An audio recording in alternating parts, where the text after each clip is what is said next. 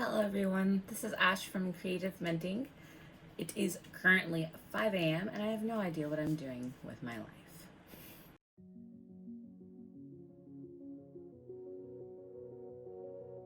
Before we get on with the rest of this video, I just wanted to leave a trigger warning here for anybody that might be sensitive towards content in regards to depression and anxiety. Those of you who know me from my Twitch probably know that I speak very openly about my mental health. I like to be very aware of how I'm feeling because I have a lot of stuff going on in here all the time. I thought today we could look over my diagnosis sheet that I finally got. I was first treated for mental health issues when I was in 9th grade. That's a story for another video.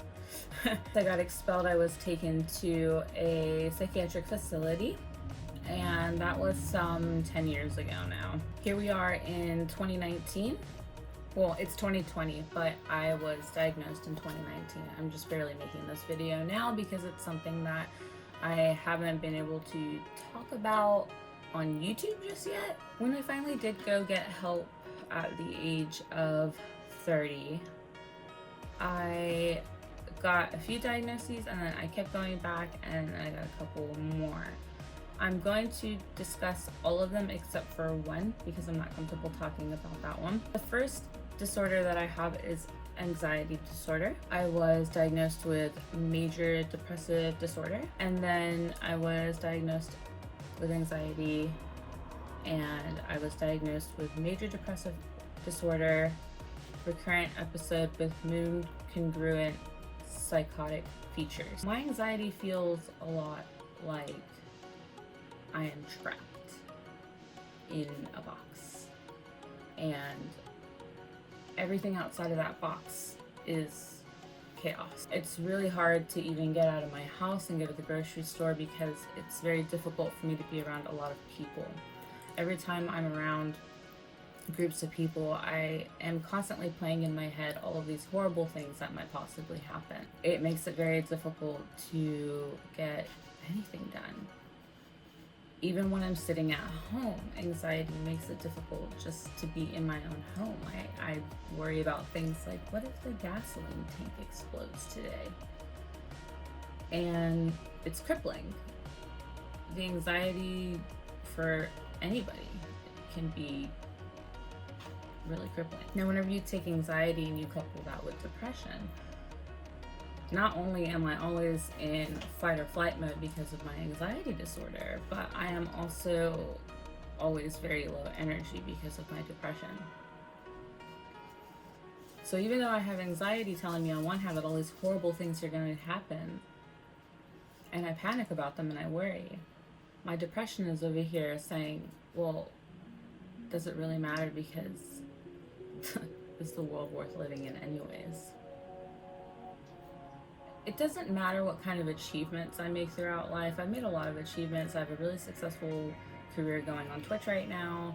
My Discord is doing really great. I get to make art from home and sell it. And I have a roof over my head. I have food. I've been going to college. I have all these reasons that I should be so happy. But because of my depression, I just, to this day, to this moment, I am at my lowest low.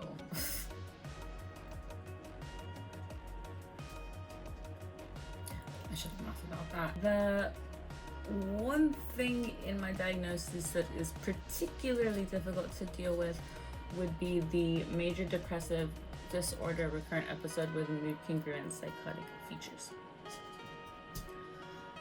The strangest thing about this diagnosis for me is that I have had these psychotic features in my life, my whole life. I have